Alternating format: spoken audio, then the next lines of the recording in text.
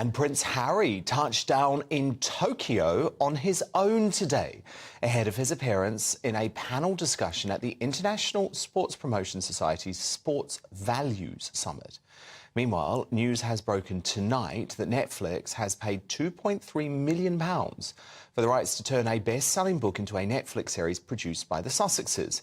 Meet Me at the Lake by Carly Fortune follows the love story of a couple in their 30s dealing with the pain of losing a parent in a car crash as a child, with the author releasing a statement that gushed, "I'm so thrilled about working with Netflix and Archewell to bring Meet Me at the Lake to the screen. Will and Fern's love story is dear to my heart and I can't imagine a more perfect partnership." So, Angela, is it sensible for Prince Harry to be engaged in a project that so closely mirrors his mother's tragic death in Paris? And it does feel quite telling, doesn't it, that yet again it's Netflix that has stumped up the money rather than Harry and Meghan and Archewell themselves. I think it's very interesting that Netflix has done that, because that means they have the rights. So if they decide at any time that they want to stop it, they can do.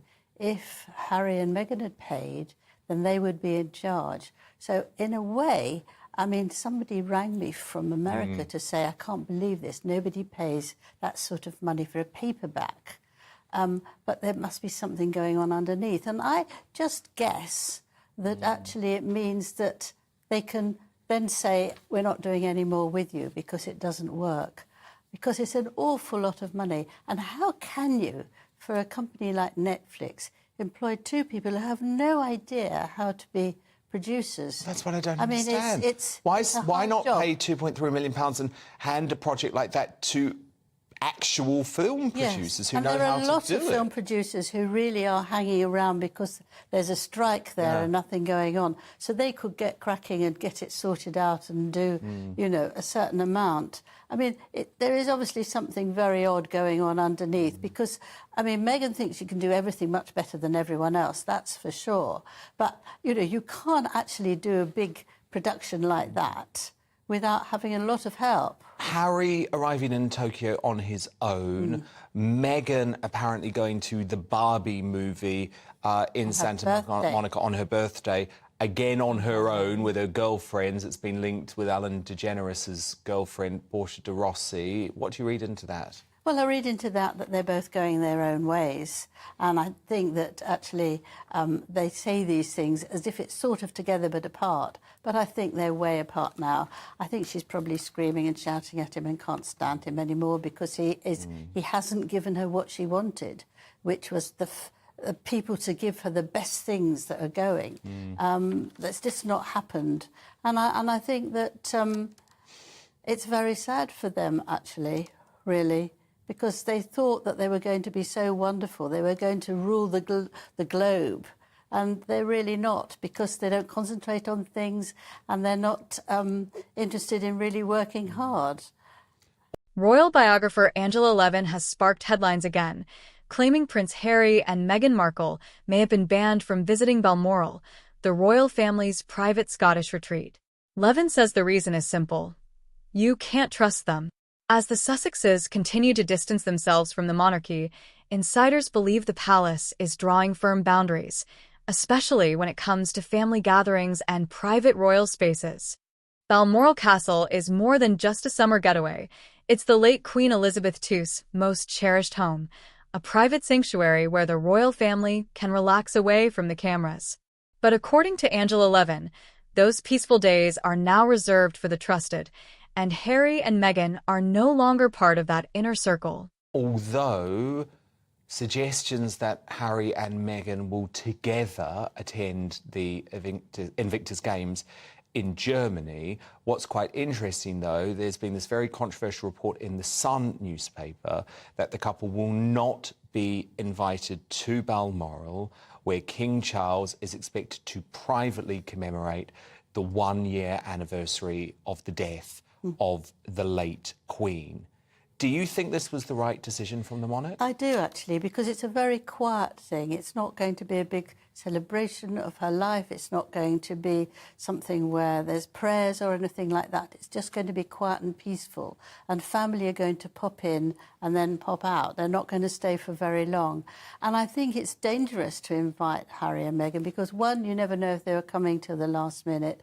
Two, Harry could take the opportunity, because he hasn't spoken to his father for a long time, of saying, now, let's get down to this, I want my apology, and turn it into something really nasty. Or they could have a chat and Harry or Meghan could sell it to, for another TV programme or any sort of interview. Or leak it to one of their mates or former mates like And Gayle I think King or Oprah on Winfrey. that special day, this is the first anniversary of her passing, you don't want to be disturbed, you don't want to be upset. And I think that they would. You can't trust them now. You just can't. OK, moving on. The Daily Mail columnist, a proud Scot, Jan Moore, has waded in to this kilt debate. Kiltgate, maybe we'll call it, Angela. Kiltgate, yes. She is imploring the Prince of Wales, Prince William, to follow in his father's footsteps of that fond tradition of wearing a kilt when on certain Scottish engagements. That's despite the fact that he, look, he's in one there as a kid, but he doesn't like wearing them as an adult. So, Angela, is Jan Moore right to try and force William into a kilt, or is he able to make his own decision on this? He's able to make his own decisions. He's over 40 now. He obviously doesn't like it. He had to wear it as a kid. He didn't have the option, and he doesn't feel that he wants to. And the hint is that, therefore, he can't go up to Scotland and he can't really be the King of Scotland and he can't go to the games and all that sort of thing is nonsense. he just doesn't want to wear a kilt.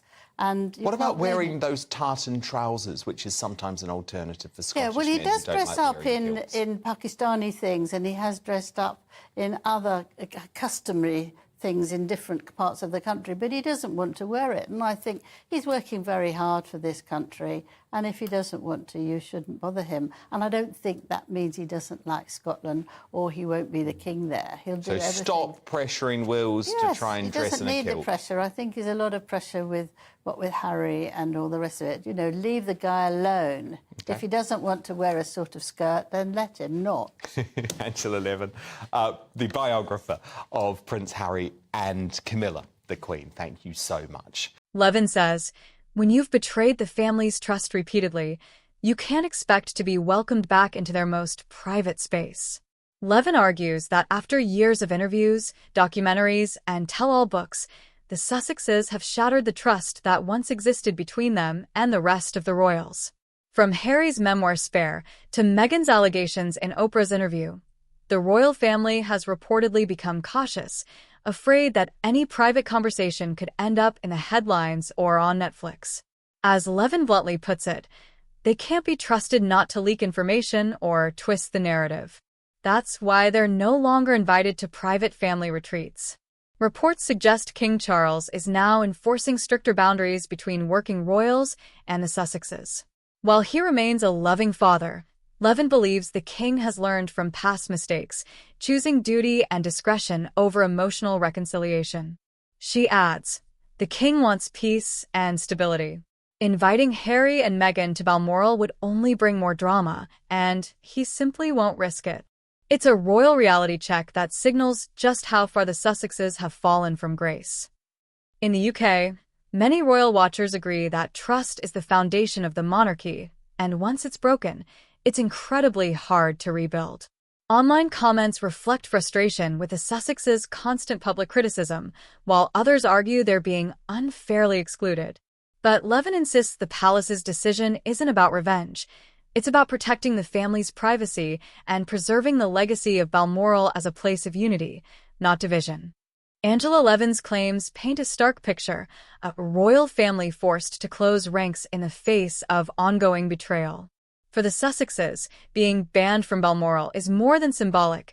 It's a sign of how deeply the wounds of mistrust still run. And as Levin puts it, until Harry and Meghan learn the value of discretion, the gates of Balmoral, and perhaps the royal circle, may remain firmly closed.